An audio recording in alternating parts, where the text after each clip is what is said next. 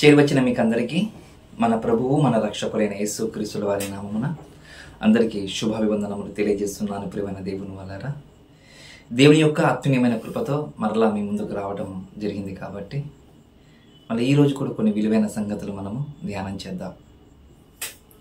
మనం ఒక శీర్షికను తీసుకొని ముందుకు వెళ్తున్నాం కదా. మళ్ళీ ఆ శీర్షికను 119వ కీర్తన. ఇప్పటికీ మనం 3 భాగాలు మనము విన్నాం.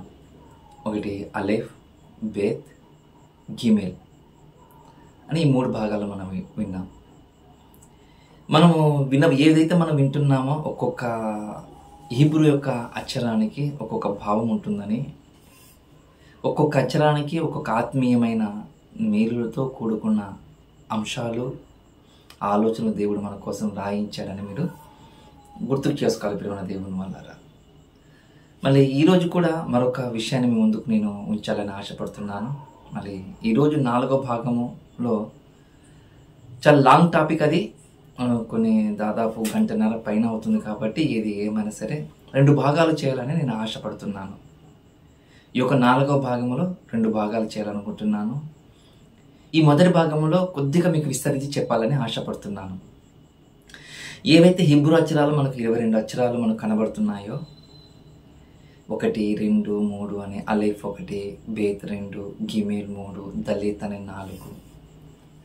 అలాగా మనము ఒక్కొక్క అక్షరానికి ఒక నెంబర్ కోడ్ ప్రకారంగా న్యూమరికల్ నెంబర్స్ అంటారు దాన్ని.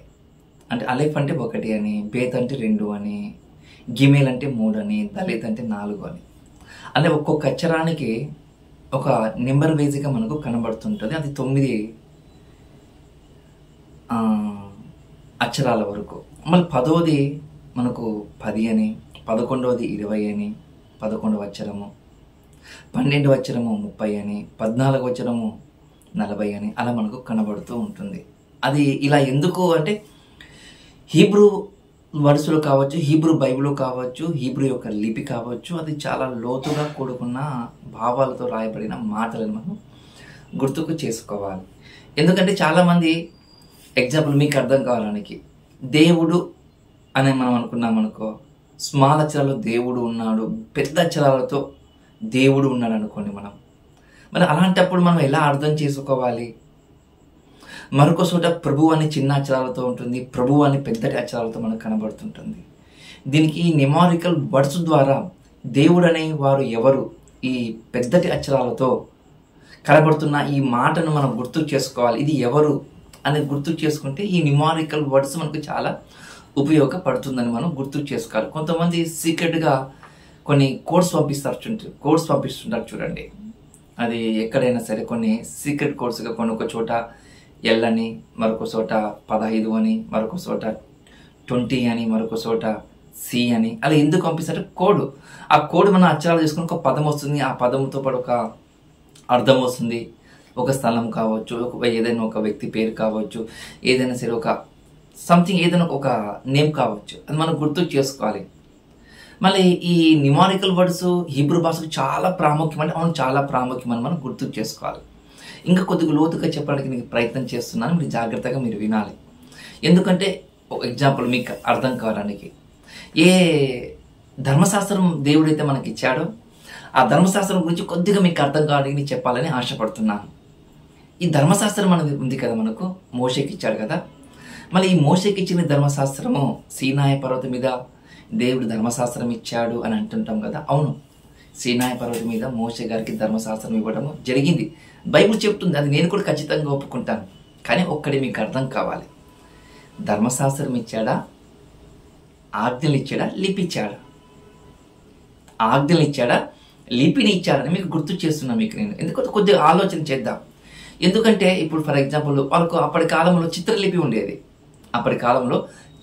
ఉండేది. చిత్రాలతోనే మనం ఏదైనా సరే ఒక వస్తువు కావచ్చు, ఒక వ్యక్తి పేరు కావచ్చు, ఒక స్థలము కావచ్చు, అది చిత్రాలతో మాత్రమే గుర్తు చేసుకుని వాళ్ళు ఆ స్థలాలకు, ఆ వ్యక్తికి గుర్తుపట్టేవారని మనం గుర్తు చేసుకోవాలి. మరి అలాంటప్పుడు ఈ ధర్మశాస్త్రం మోషే గారికి ఎలా ఇచ్చాడు అంటే లిపినిచ్చాడు. ఎలా ఇచ్చాడు? లిపినిచ్చాడు. ఈ లిపి అనేది మొట్టమొదటిగా లిపిని ఇచ్చిన తర్వాత ధర్మశాస్త్రము 10 ఆజ్ఞలు ఇచ్చారు. మీరు గుర్తు చేసుకోవాలి. ఇక్కడ ఇప్పుడు మోషే గారు ధర్మశాస్త్రము ఇప్పుడు చెప్పాలంటే అక్షరాలు రావాలి. అక్షరాలు రావాలంటే అభ్యాసం కావాలి. అందుకే అప్పటి కాలంలో కొన్ని చిత్రకారుల యొక్క మనము ఇమేజెస్ చూస్తే లిపిని చెక్కేవారు. లిపి యొక్క అర్థాన్ని కూడా చెక్కేవారు. ఎగ్జాంపుల్ మీకు గిమెయిల్ అని మీకు చెప్పాను కదా. గిమెయిల్ అంటే ఏంటిది అని అంటే సహాయము, దేవుని సహాయము అని మనం గుర్తు చేసుకున్నాం. ఈ గిమెయిల్ అంటే ఒక జంతువుతో కూడా గుర్తించాలి. ఏంటిది ఆ జంతువుతో అని అంటే ఒంటె. అంటే ఆ ఒంటె ఎలా ఉంటుందంటే తన యొక్క ఆకారము, తన మెడ పొడవు ఎలా ఉంటుందో ఆ యొక్క హీబ్రూ యొక్క అక్షరాలను గుర్తుకు చేసుకొని ఇది గిమెయిల్, ఇది ఒంటె, ఇది సహాయము, దేవుని సహాయము అనే విధంగా మనకు కనపడుతూ ఉంటుంది. హీబ్రూ యొక్క బైబిల్లో కావచ్చు, హీబ్రూ యొక్క అర్థాలలో కావచ్చు, హీబ్రూ యొక్క న్యూమరికల్ వర్డ్స్ కూడా కావచ్చు. అలాగనే ఈరోజు కూడా మనము ఈ 4వ భాగాన్ని మనం గుర్తు చేసుకుంటున్నాం. ఈ 4వ భాగంలో కూడా మనం గుర్తు చేసుకుంటున్నాం. ఇంతకుముందు చెప్పాను కదా, మొదటి భాగంలో 176 వచనాలలో ఒక్కొక్క భాగానికి 8 వచనాలు ఉంటాయి. ఒక్కొక్క భాగానికి ఒక హీబ్రూ అక్షరాలు ఉన్నాయి, మనం గుర్తు చేసుకోవాలి.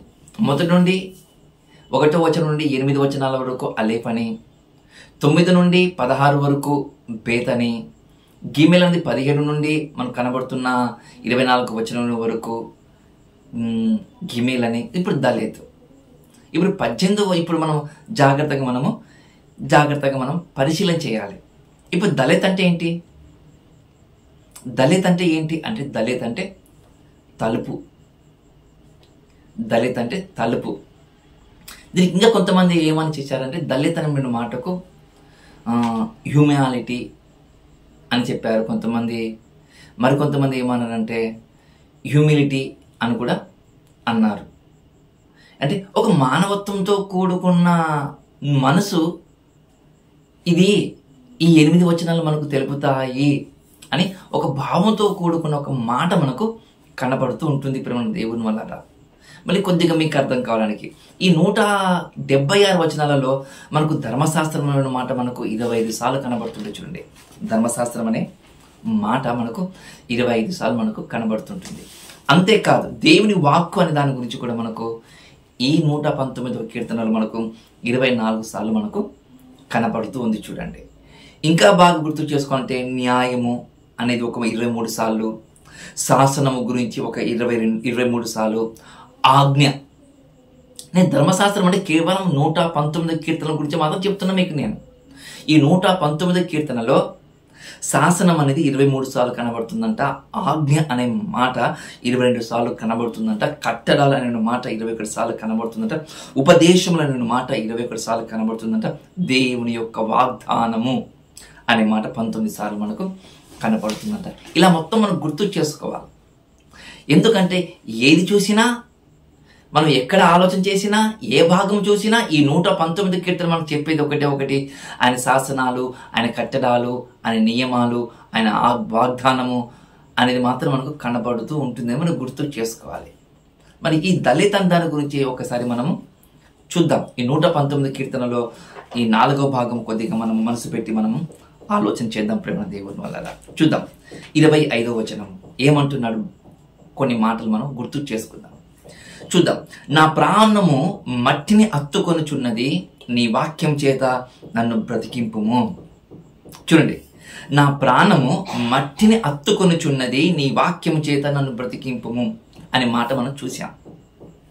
అంటే భక్తుడు ఏ స్థితిలో ఉన్నట్లు, భక్తుడి యొక్క ఆలోచన ఎలా మనం గుర్తు చేసుకోవాలి అని కొద్దిగా మనం ఆలోచన చేయాలి.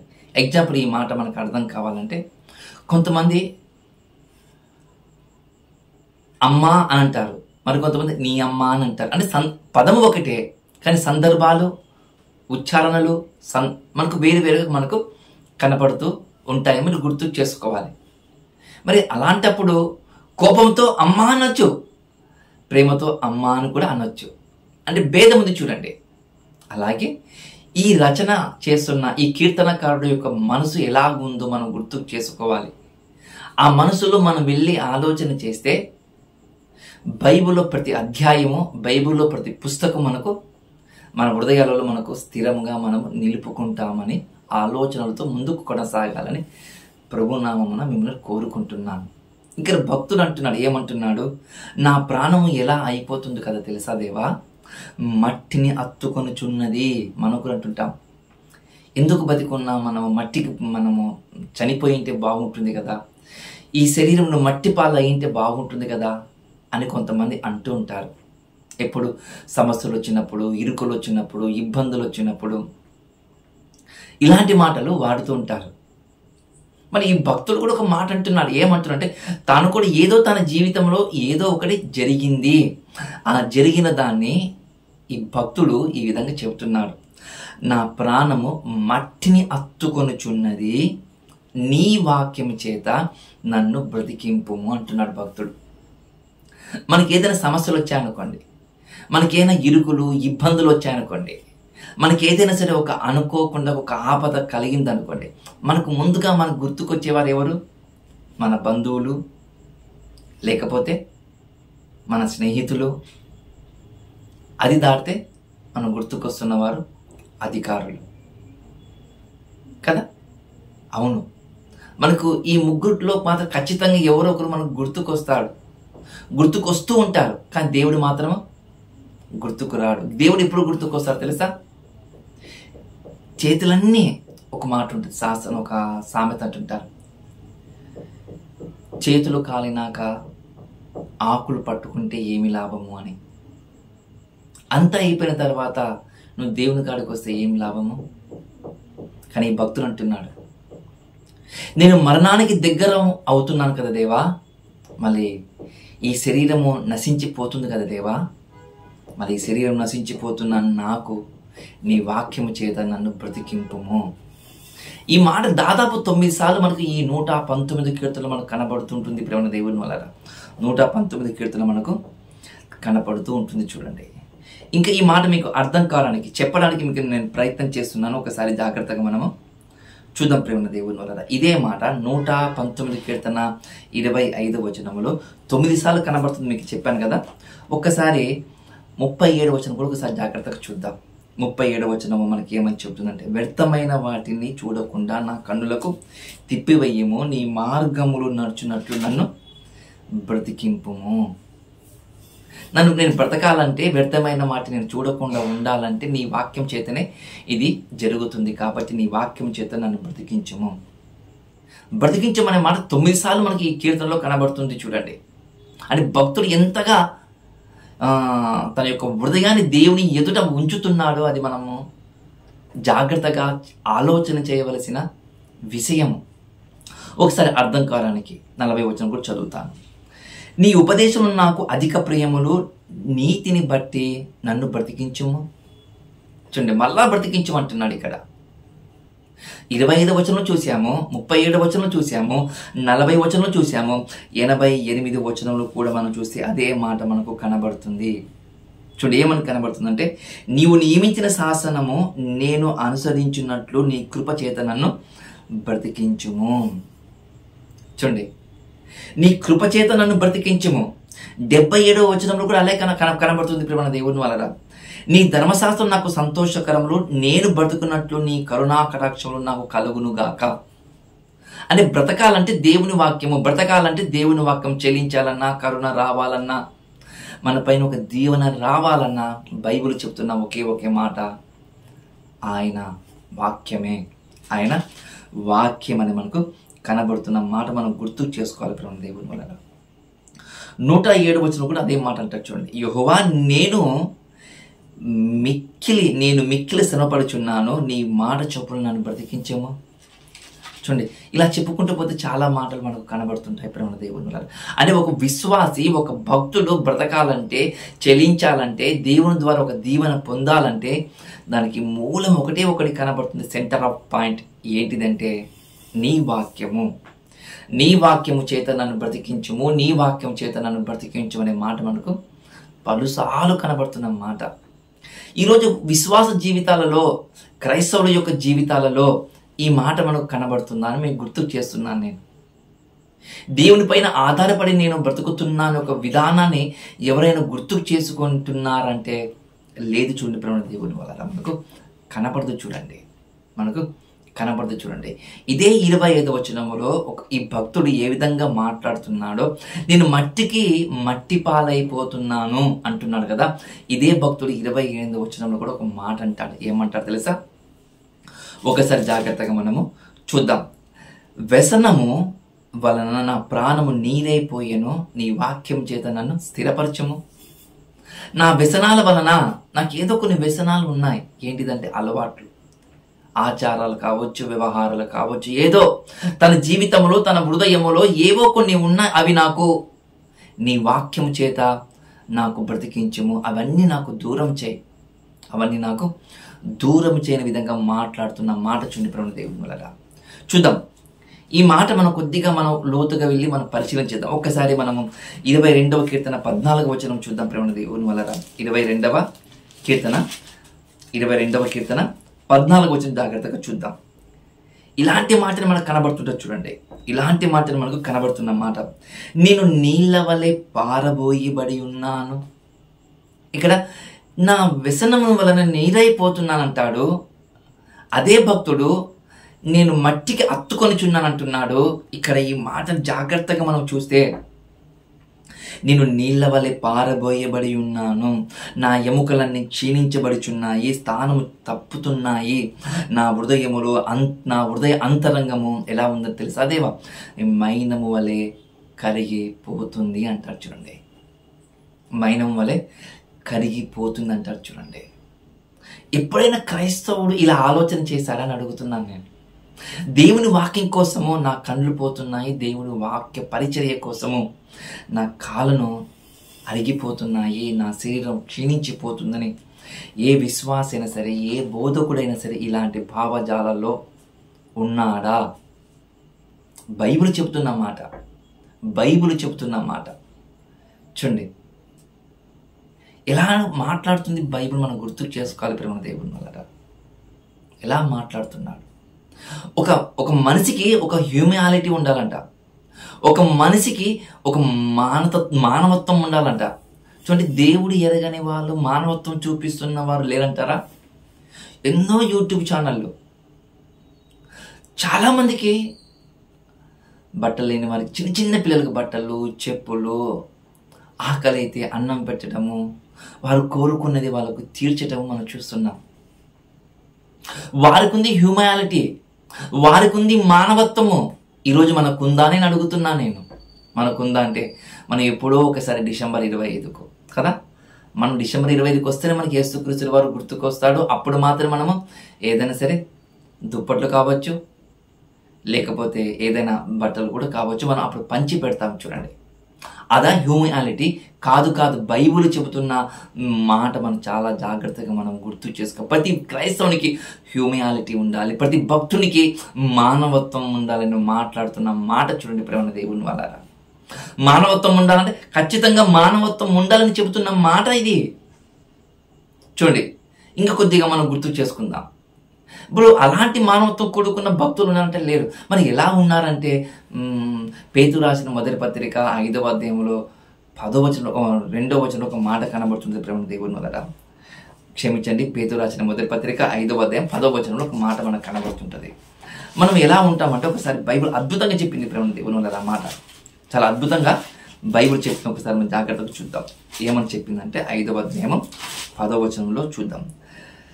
తన నిత్య మహిమకు క్రీస్తునందు మిమ్మను పిలిచిన సర్వకృపా నిధియకు దేవుడు కొంచెం కాలము, చూడండి, మీరు కొంచెం కాలమును మీరు శ్రమపడిన పిమ్మట తానే మిమ్మల్ని పూర్ణులుగా చేసి స్థిరపరిచి బలపరచును. అంటే ఈ కష్టాలు, ఈ బాధలు, ఈ సమస్యలు మనకు ఒకటి గుర్తుకొస్తే కొద్ది కాలమే అంటున్నాడు. ఈ కొద్ది కాలం మనం ఏం చేయాలనంటే, ఈ మానవత్వంతో కూడుకున్న భావజాలాలు మనలో ఉండాలి, కానీ మనుషులు నడిచే త్రోవలు మాత్రం మనం ఉండకూడదు. అందుకంటాడు కొలస్సీయులకు రాసిన పత్రిక 3వ అధ్యాయంలో మనకు కనబడుతున్న 2వ వచనంలో, మీరు క్రీస్తు నందు ఒకవేళ కడగబడిన వారైతే, మీరు బాప్తిసం ద్వారా ఒకవేళ మీరు పుట్టిన వారైతే, మీరు నూతన సృష్టి అయితే, బైబిల్ చెప్తున్న మాట, మీరు పైనున్న వాటిని వెతకండి. ఏంటంట? పైనున్న వాటిని వెతకండి. మన పైన వాటి వెతకమంటే ఈరోజు ప్రతి క్రైస్తవుడు, ప్రతి విశ్వాసి ఎలా ఉన్నాడంటే ఈ భూ సంబంధమైన వాటి మీదనే మనసు పెడుతున్నాడు, ఈ భూ సంబంధం వాటి మీదనే చూస్తూ ఉన్నాడు. చూడండి, తినుటకు, త్రాగుటకు, కట్టుటకు లేచిన ఆ విధంగా నోహావు కాలంలో ఏ విధంగా మనకు కనబడుతుందో అలాగే ఈ కాలంలో కూడా మనకు కనబడుతున్న విషయం చూడిపోయిన దేవుని వలన బైబిల్ చెప్తున్నాం అన్నమాట. నీ శ్రమలు కొద్ది కాలమే ఉండొచ్చు, కానీ నువ్వు ఓర్పుతో, సహనంతో, ఒక హ్యూమియాలిటీ కలిగి ఉండు. నువ్వు ఒక మానవత్వంతో కూడుకున్న ఒక విశ్వాసిగా ఉండు. ఒక సహోదరుడు ఒక అద్భుతమైన ఒక మాట చెప్పాడు ప్రేమ దేవుని, ఒక దైవజనుడు. ఏమని చెప్పాడు తెలుసా? క్రిస్టియానిటీకి ఒక ఎథిక్స్ ఉండాలంట. క్రిస్టియానిటీకి ఒక ఎథిక్స్ ఉండాలంటే, ఒక ధర్మం ఉండాలంట. ఎలా అంటే ఆ ధర్మం కోసము నిన్ను నీవు తగ్గించుకోవాలంటే, ఎంతగా తగ్గించుకోవాలంటే, ఒకవేళ నీకు అర్థం కాడానికి నాకు అర్థం కానికి మన మనోనితలో వెలిగేటట్లు ఒక మాట చెప్పాలని ఆశపడుతున్నాను. ఏంటిది ఆ మాట అంటే, క్రైస్తవుడు అనేవాడు ఎక్కడో బస్ స్టాండ్లో కావచ్చు, రైల్వే స్టేషన్లో కావచ్చు,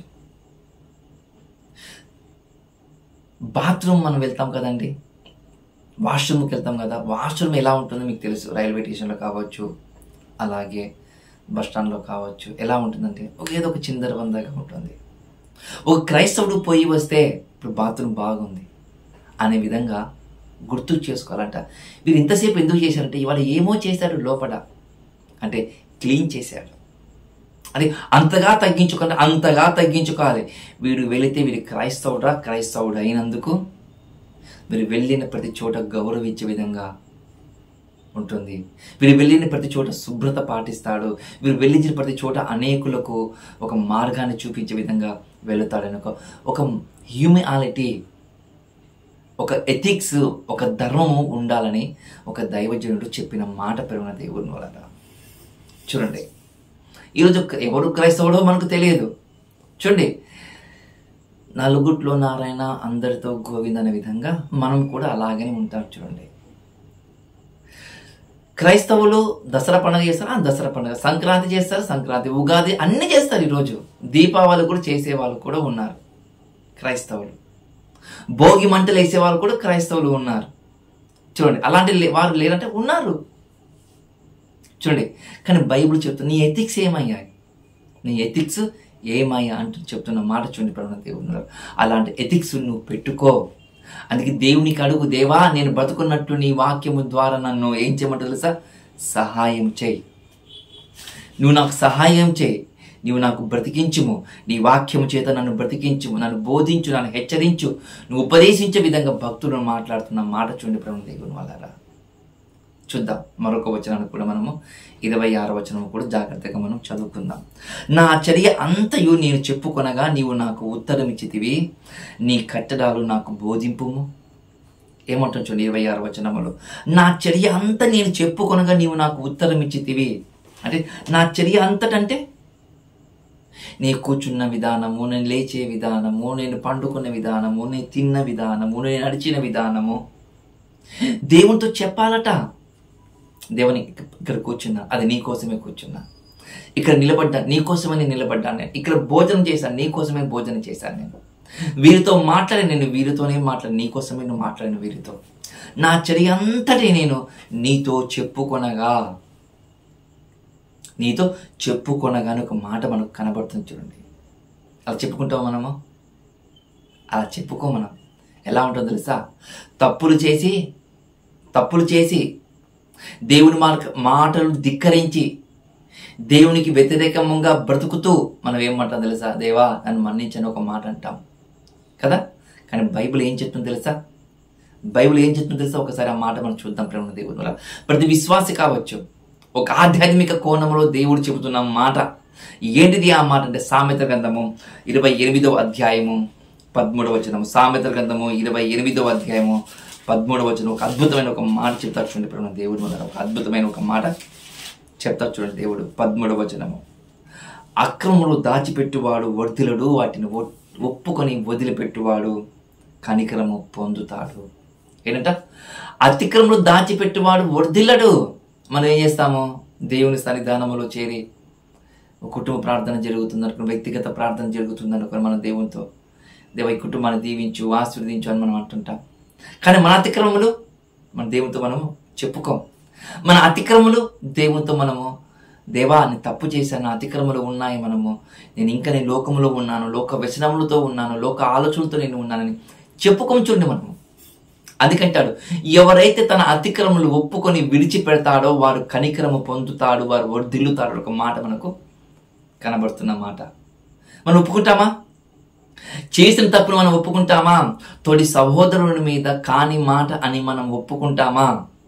వాడు అన్నాను కాబట్టి నేను అన్నాను దేవా అని దేవునికి మరొక ప్రశ్న మనము సమాధానముగా చెప్పేవారిగా మనము ముందుకు వెళతాము. చూడండి, అదా క్రైస్తవ్యం అంటే? అదా దేవుని నమ్ముకున్న వాడు ఎలా ఉండాలి? నిన్ను అంటున్నా దేవుడు మిమ్మల్ని దీవించునుగాక అనాలి. అలాంటి మాట అంటున్నామా మనము? లేదు. అందుకే బైబిల్ చెప్తున్న మాట ఏమని చెప్తుంది తెలుసా? తన తప్పులను తన అతిక్రమలు దాచిపెట్టువాడు వర్ధిల్లడు. ప్రతి తప్పును ప్రతి మాటను దేవుని చేత చెప్పుకోవాలంట. చెప్పుకుంటామా? తప్పులు చేసి భార్య తప్పులు చేసి భర్తతో చెప్పుకోరు.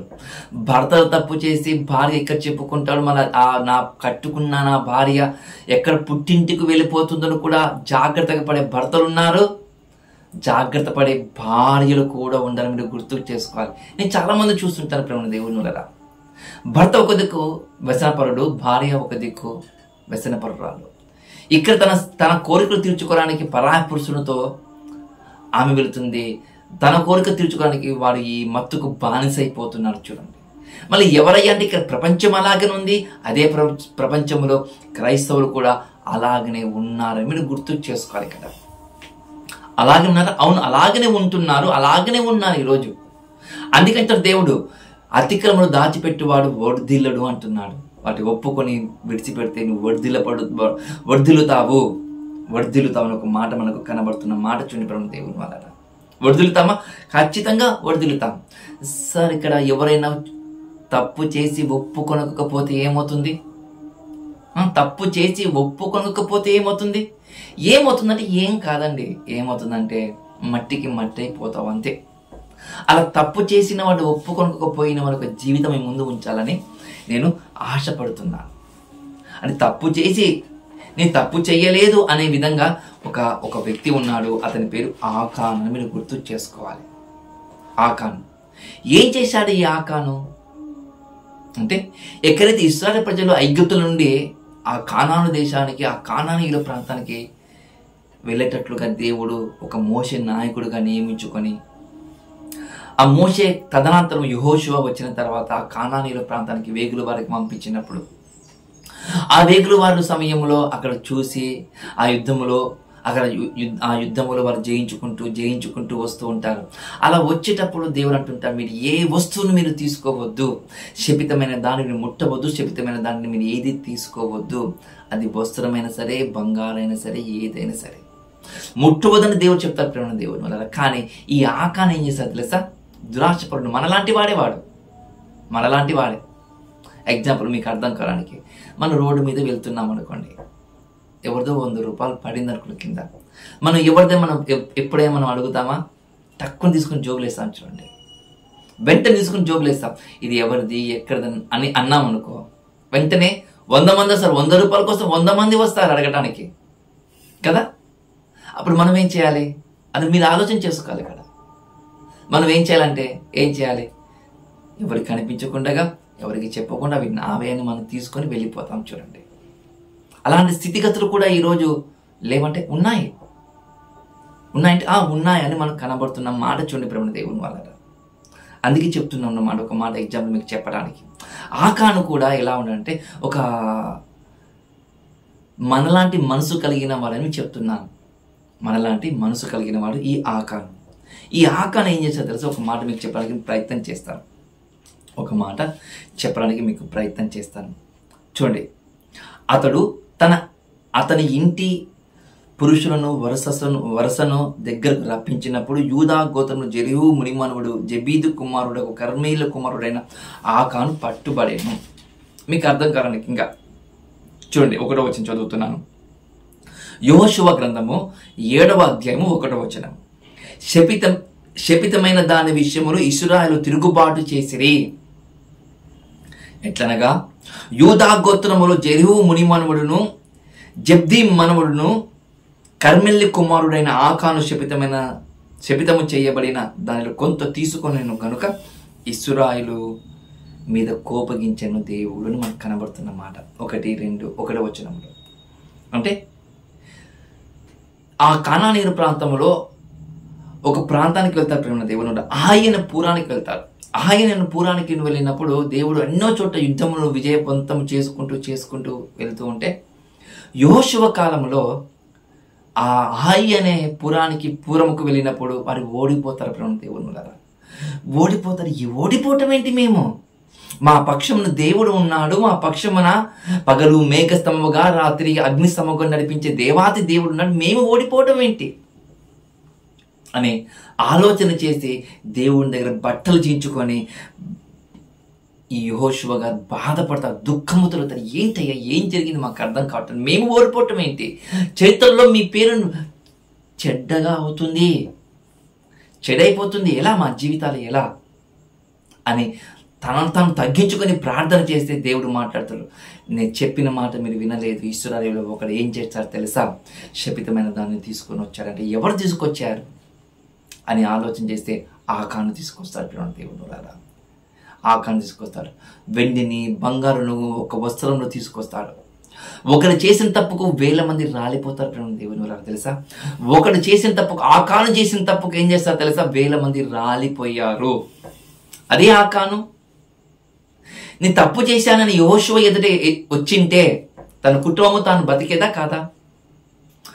అక్కడ చాలా మంది మరణానికి కారకుడుగా అయ్యాడా లేదా ఆకాను అంటే అవును అని తన తప్పును తాను ఒప్పుకొని విడిచిపెట్టింటే ఆకాను బతికేవాడు, ఆకాను కుటుంబం బతికేది, దాంతోపాటు ఇశ్రాయేలు సైన్యం కూడా బతికేది మీకు చెబుతున్నాను మీకు ఇక్కడ. కానీ అలా జరగలేదు. ఎందుకంటే ఒకడు చేసిన తప్పుకు సంఘానికి చెడ్డ పేరు వస్తుంది, మీరు గుర్తు చేసుకోవాలి. ఈరోజు కొద్దిగా ట్రెండింగ్ నడుస్తుంది. ఎవడో క్రైస్తవ్యానికి స్వీకరించిన ఒక బోధకుడు, ఒక విశ్వాసి అనేవాడు ఏదో తప్పు చేస్తే క్రైస్తవ్యం మీద బురద చల్లేవారు లేరంటారా? క్రైస్తవం మీద బురద చల్లేవారు అంటే చాలా మంది ఉన్నారు. క్రైస్తవం మీద బురద చల్లేవారు చూడండి, ఒకరు తప్పు చేస్తే క్రైస్తవం మీద బురద చల్లుతున్నారు. మరి సంఘములు ఒకరు తప్పు చేసే సంఘం ఏమవుతుంది చెప్పండి? సంఘం చెడిపోదా? సంఘం చెడిపోతుంది ప్రేమ దేవుడు. ఒకడు తప్పు చేసినా కూడా సంఘము చెడిపోతుందని మీరు గుర్తుకు చేసుకోవాలి. ఇది ఆలోచనతో కూడుకున్న మాటలు ఇక్కడవి.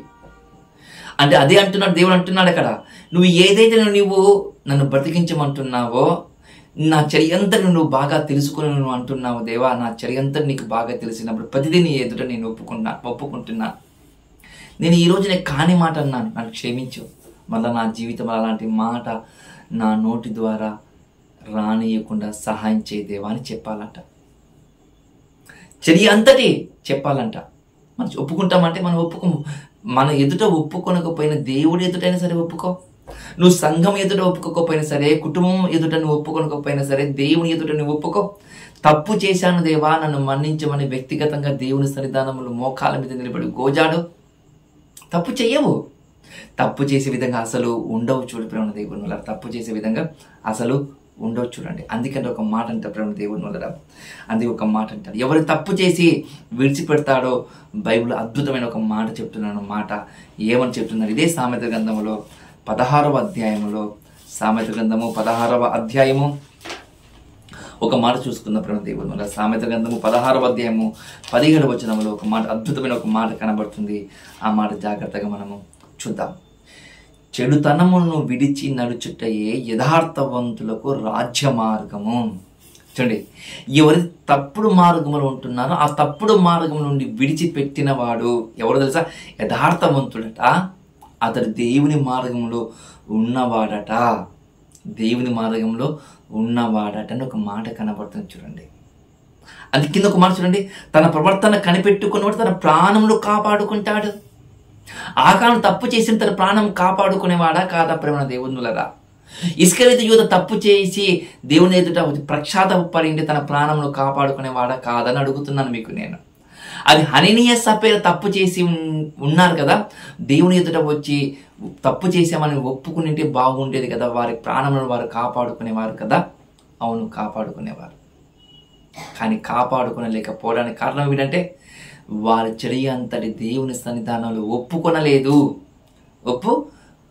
కాబట్టి వారు కనికరింపబడలేదు, శిక్షకు గురి అయ్యారని మీరు గుర్తు చేసుకోవాలి. ప్రేమ దేవునులారా, ఏమైనట శిక్షకు గురి అయినారు అని ఒక మాట మనకు కనబడుతుంది. చూడండి, శిక్షకు గురి అయ్యారని ఒక మాట మనకు కనబడుతుంది. అలా కాకూడదంట.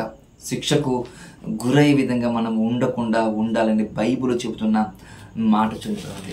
మరొక మాటకు జాగ్రత్తగా మనము చూసుకుందాం. 27వ వచనం ఏమంటుంది బైబిల్? నీ ఉపదేశ మార్గం నాకు బోధపరచుము, నీ ఆశ్చర్య కార్యములు నేను ధ్యానించదను. చూడండి, నీ ఉపదేశ మార్గం నాకు బోధించు. ఏవైతే నీ మాటలు ఉన్నాయో ఆ మాటలు అయితే నా హృదయంలో నేను దాచుకుంటాను. నువ్వు నాకు సహాయం చేయి, వాటి మీద నా మనసును కేంద్రీకృతం చేసుకుంటాను. ధ్యానించాలంట. ఈ ధ్యానించాలన్న మాట మనకు 27లో కనబడుతుంది, 13వ వచనంలో కూడా కనబడుతుంది. చూడండి, 13వ వచనంలో కూడా మనకు కనబడుతున్న మాట చూడండి. అక్కడ ఏమంటారు తెలుసా? నీవు వివరించుము, నువ్వు దేవుని వాక్యం నాకు వివరించుము. ఇక్కడ ఏమంటారు సార్? నేను ధ్యానిస్తాను, నాకు బోధపరచమంటాడు, నాకు ఇక్కడ వివరించమంటాడు. 7వ వచనంలో నేర్పించంటాడు, 22వ వచనంలో నేను అనుసరిస్తానంటాడు. చూడండి, దేవుని వాక్యము ఫస్ట్ దేవుడు బోధించాలి, తరువాత వివరించాలి, తర్వాత నేర్చుకోనాలి, తర్వాత అనుసరించాలి. అనుసరించాలని చెబుతున్న మాట చూడండి ప్రభు దేవుని వల్ల. మనం దేవుని వాక్యం ధ్యానం చేసే విధంగా ఉన్నామా? దేవుని వాక్యం ధ్యానం చేసే విధంగా మనం ఉన్నామని అడుగుతున్నాను మీకు నేను. దేవుని వాక్యం ధ్యానం చేస్తుండే ఒక భక్తుని కంట కొవ్వు మెదురు దొరికినట్టు దొరికిందట. దేవుని వాక్యం ధ్యానం చేస్తుంటే ఏం జరిగింది తెలుసా? ఒక మాట మీకు చెప్పాలి. హానోకు గారు దేవునితో నడిచిన కనబడుతుంది కదా. హానోకు గారు ఎక్కడో 5వ అధ్యాయములో, ఆదికాండము 5వ అధ్యాయములో ఉన్న హానోకు గారు క్రీస్తు 2వ రాకడ గురించి చెప్పాడు తెలుసా? క్రీస్తు 2వ రాకడ గురించి చెప్పాడు. ఏం చేసావయ్యా? అప్పుడు ధర్మశాస్త్రమే లేదు. మరి ధర్మశాస్త్రం లేని సమయంలో ఎక్కడ ఎలా గుర్తుకొచ్చింది? ఎలా యేసు ప్రభుల వారి గురించి, ఎలా తన 2వ రాకడ గురించి ఎలా ఆలోచించారంటే దేవుని మాటలు తన కాలంలో లేకపోయినప్పుడైనా సరే తను ఎలా బ్రతికాడో తెలుసా? కేవలము దేవుడు ఉన్నాడు, దేవుడు వస్తాడు, దేవుడు ఈ ప్రపంచాన్ని కాపాడుతాడనే విధంగా నేను నమ్ముకుంటూ వెళ్ళిపోవచ్చు. ఒక గుడ్డి నమ్మకంతో హానోకు గారు వెళ్ళిపోయాడు. చూడండి, అందుకే హానోకు గారు దేవునితో నడిచడం కనబడుతుంది. ప్రేమ దేవుని వల్ల దేవునితో నడిచారంట. చాలు, నేను కనిపించక ముందే నేను ఉన్నాను, నువ్వు గుర్తెరిగిన వాడివి, నా మనసులో ఆలోచన ఎరిగిన వాడివి, నా ఉద్దేశాలను ఎరిగిన వాడివి, నువ్వు తీర్పు గురించి చెబుతున్నావంటే ఈ మానవ సమాజానికి ఒక తీర్పు ఉంది అని నువ్వు చెబుతున్నావంటే హానోకు ఇంకా చాలు, నీ జీవితం చాలు. నువ్వు నా గురించి ధ్యానం చేసావు అనే విధంగా హానోకు గారు చెప్పారు. చూడండి ప్రేమ దేవుని వల్ల, నువ్వు నా దగ్గరికి వచ్చేసాను అన్నాడు హానోకు గారికి. ఇదే ధర్మశాస్త్రం మీద అపోస్తలుడైన పౌలు గారు ఒక పట్టాడు. చూడండి, ఎలా తెలుసా? అప్పుడు కాలంలో, పౌలు కాలంలో ధర్మశాస్త్ర ఉపదేశకులు కావచ్చు, జ్ఞానులు కావచ్చు, శాస్త్రులు కావచ్చు, పరిచయులు కావచ్చు, ఎవరు ఏ ప్రశ్న అడిగినా తన ధర్మశాస్త్రం బట్టి మాట్లాడారు. చూడండి, ఎక్కడిది ఆ యొక్క సారము, ఎక్కడిది ఆ యొక్క జ్ఞానం అంటే దేవుడి వాక్యం మీద తను ఏం చేశాడు? ధ్యానం చేశాడు. ధ్యానం చేశాడు. నీ ఉపదేశము నాకు బోధపరచుము. చెప్పయ్యా దేవా, నీ ఉపదేశం ఏమని చెప్పాలనుకుంటా చెప్పు, నేను దాని మీద మనసు పెడతా, దాని మీద నేను ఆలోచన చేస్తాను అనే విధంగా మాట్లాడుతున్నాం. మాటలు మనం గుర్తు చేసుకోండి ప్రేమ దేవులారా, గుర్తు చేసుకోండి. అద్భుతమైన మాట కనబడుతుంది కదా మనకు, ధ్యానించడము. చూడండి, మొదటి కీర్తనలు కూడా మనకు అదే కనబడుతుంది. యెహోవా ధర్మశాస్త్రము దీవారాత్రులు ఆనందించి ధ్యానించేవాడు ధన్యుడు. ధ్యానం చేయాలి. ఎక్కడ కూర్చోకూడదో ధ్యానం చేయాలి, ఎక్కడ నిలబడకూడదో ధ్యానం చేయాలి, ఎక్కడ మాట్లాడకూడదో ధ్యానం చేయాలి. ఇప్పుడు అన్ని చేస్తాం మనం. కూర్చుని చోట కూర్చుంటాము, నిలబడే చోట నిలబడతాము, మాట్లాడిన చోట అన్నీ మాట్లాడుకుంటూ మనం మళ్ళీ దేవుని కాడికి వచ్చి, దేవా మా ప్రార్థన యేసు నామమున స్వీకరించు అంటాం. చూడండి, అదా కాదు ప్రేమ దేవునులరా. దళేత్ అంటే తలుపు నీ హృదయాన్ని తెరుచుకో. ప్రకటన గ్రంథంలో మాట్లాడుతున్న మాట మీకు తెలుసు అనుకుంటాను. ఎవరైనా ఉన్నారా అంటే తలుపు తీయండి, నేను మీ ఎద్దుకు వస్తానంటాడు. తలుపు తీయని నా స్వరం వినబడుతుందా? ఇప్పుడు వినబడుతుంది స్వరము, అది దేవుని స్వరమే. ఆ దేవుడు నీతోనే నాతోనే మాట్లాడుతున్నాడు. చూడు, నీతోనే నాతో మాట్లాడేటప్పుడు ఆ మాటను నువ్వు ఏం చేయాలి? స్వీకరించాలి. నీ హృదయం తలుపు తెరుచుకోవాలి, దేవుని మాటలు వినాలి, దేవుని వాక్యం ప్రకారం బతకడానికి దేవుడు మనతో మాట్లాడుతున్న మాటలు. ఈ మాటలు చూడండి ప్రేమ దేవుని వల్ల మనం చదువుకున్నాం కదా, 28 వచనంలో కూడా మనం ఏం కనబడుతుంటే, నేను నా వ్యసనముల నా ప్రాణము క్షీణించిపోతుంది, నీరైపోతుంది, నన్ను స్థిరపరచయ్యా నీ వాక్యంతో, నన్ను బ్రతికించయ్యా నీ వాక్యముతో అని అంటున్న మాట. చూడండి ప్రేమ దేవుని వల్ల అంటున్న మాట. మళ్ళీ ఈ దేవుని వాక్యము ఈ దళితనే ఈ 4వ భాగములో, ఇది మొదటి భాగం చెప్పాను, 2వ భాగం కూడా చెప్తాను. ఎందుకంటే కొన్ని లోతైన మాటలు మనకు కనబడుతున్నాయి ప్రేమ దేవుని. 8 వచనాలలో 4 వచనాలు మీకు చెప్పాను. చూడండి, ఇంకొక 4 వచనాలు అపూర్వమైన మాటలు దేవుడు మన కోసం రాసి పెట్టాడు. మన యొక్క ఆధ్యాత్మిక జీవితం కోసము, మరలా తన చెంతకు మరలా తిరిగి రావడం కోసము దేవుడు మన కోసం నిలబెట్టగలిగే విధంగా మాటలు రాసి పెట్టారు. కాబట్టి ఆ మాటల మీద మనము ముందుకు కొనసాగుదాం, ఆ మాటలు ధ్యానిద్దాం. ఈ కొద్ది మాటలు దేవుడు నీ హృదయాలలో నా హృదయాలలో ఆలోచన పుట్టించి తన మాటల కోసం బ్రతికే భాగ్యం దయచేయమని దేవుని కోరుకుందాం. దేవుని అందరికీ వందనములు.